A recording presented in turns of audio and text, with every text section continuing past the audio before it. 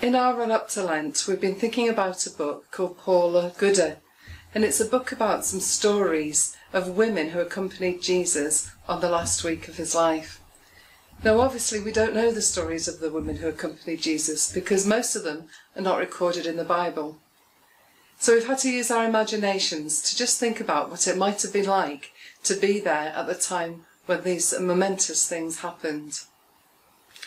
In the story we're going to look at this morning, we're thinking about a young woman called Sarah, and as I'm going to be Sarah, she's perhaps not such a young woman, and her husband, who is called Jacob, who was a priest working in the temple in Jerusalem for a couple of weeks during the busy time in the run-up to the Passover feast.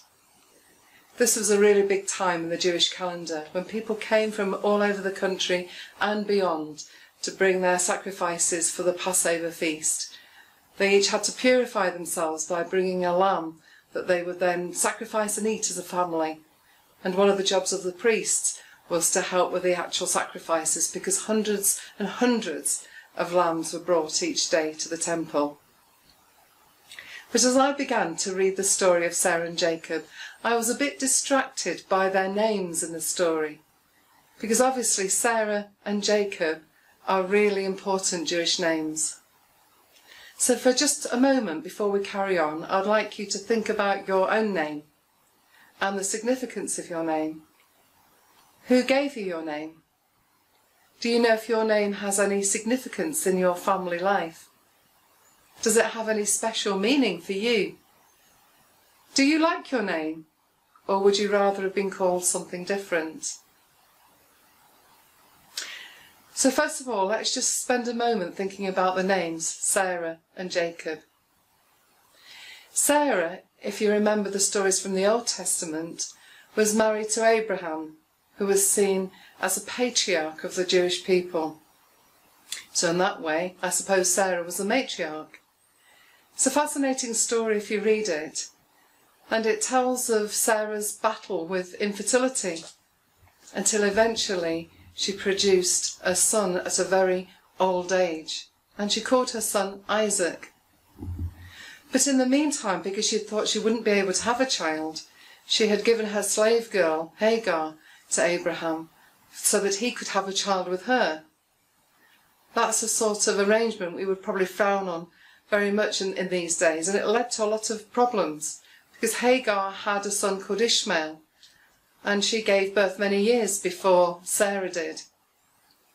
So when I think of Sarah, I think of a woman who had to deal with some very complex issues in her life, and perhaps as a woman that many of us can relate to in this day and age. Sarah had to deal with things such as infertility, and she had to deal with what in these days we call a blended family, learning to live with the jealousy of another woman in her husband's life. Very complex relationship questions. But Sarah did give birth to Isaac, who in turn married Rebecca, and they had Jacob and Esau, the twins who fought. And Jacob, if you remember the story, stole his brother's birthright by receiving a blessing from his father, and went on to become the father of the nations. The 12 sons of Jacob became the heads of the different tribes of Israel. So Jacob also is a very important name in Jewish history and carries connotations for this person as he goes about his work in the temple as a priest. He has responsibility as a father of many sons in the Old Testament, and perhaps Jacob in the time of Jesus felt the responsibility of his name as he served God in the temple.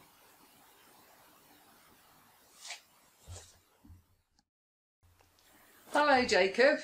Oh. Have you had a good day? You stink a bit. Oh, thanks. Have you been doing the sheep again? I've been working. I've just come in, working all day. Can I just read your paper? Well, I don't know really. I've got quite a lot to tell you. Is there anything interesting in there? No. Well, 2 shekels this cost me. And nothing in it. Well, listen to me then. I've got loads to tell you. Oh. I've had such a busy day. I've seen so many people that we haven't seen since last year, when we came up from the Passover last year. Yeah. And I bumped in. I went down the market and I bumped into Miriam. Do you remember Miriam? Miriam. Her husband. Short. Long hair. No, she's really tall with short hair. Anyway, I went to the market with her and she said we had to go and see this kerfuffle that was going on. Right. Up at the top by the Mount of Olives. Yeah. There's this chappie. Do you remember hearing about that guy called Jesus? He comes from Galilee, but we haven't seen him even though we're from there. Right. Have you heard about him in the temple? Have they been talking about him? No, we just get on with our job.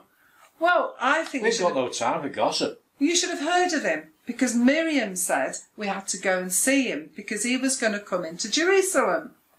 And there was all sorts of kerfuffle going on because he was coming in on the Golden Gate. You know, that special gate where the Messiah's going to come one day.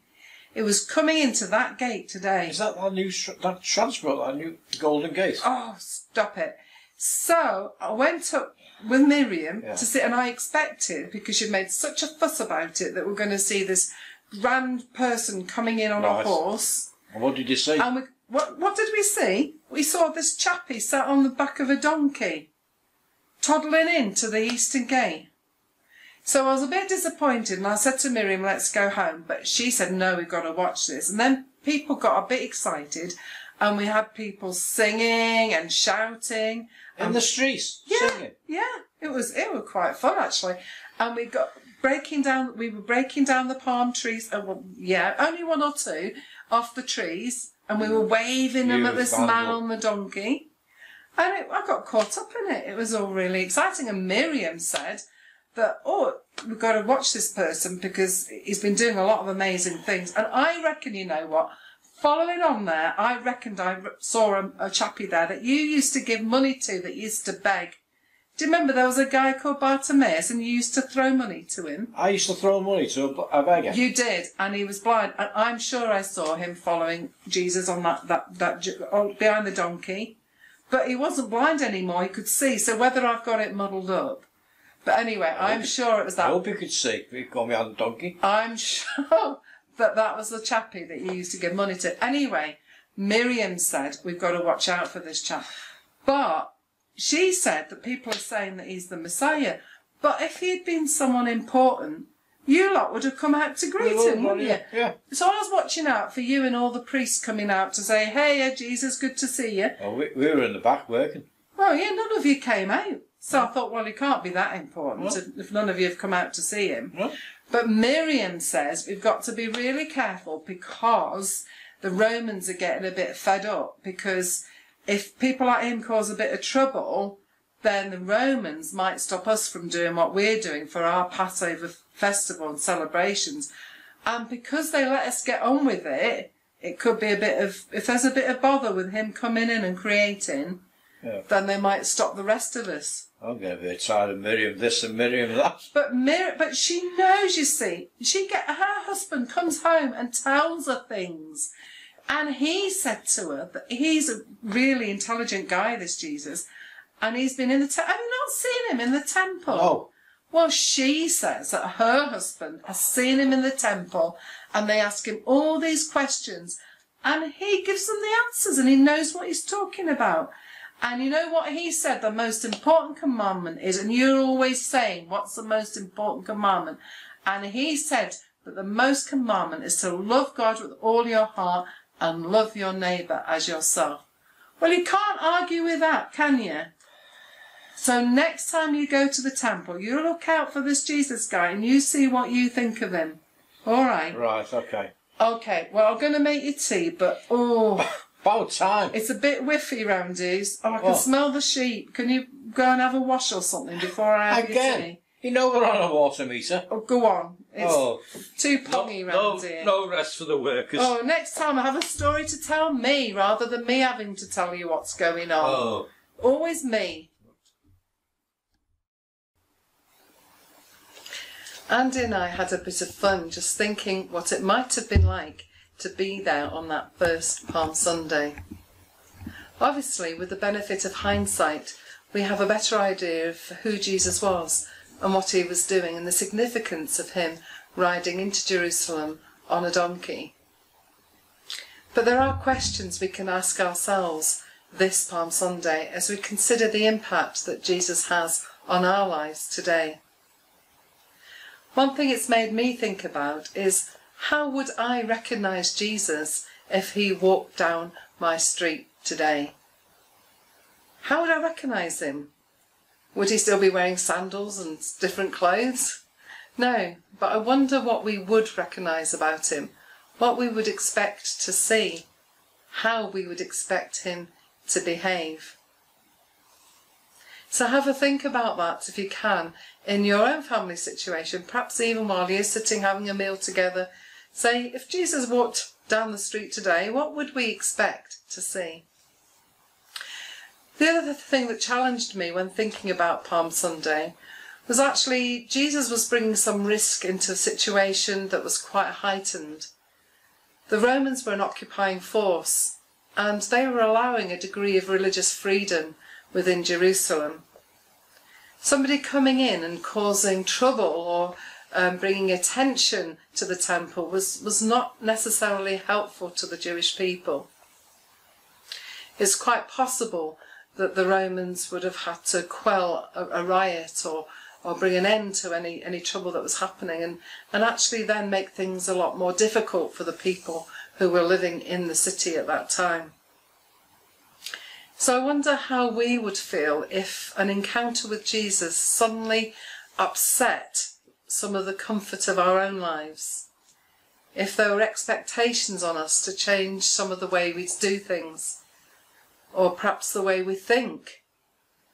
I wonder how we would feel if Jesus did walk down our street and unsettle us and cause us to think about things in a different way. So those are two questions I'm going to leave with you this Lent, and hopefully you'll have a chance to discuss those questions with other people as we try to imagine what it was like to be in Jerusalem on that first Palm Sunday.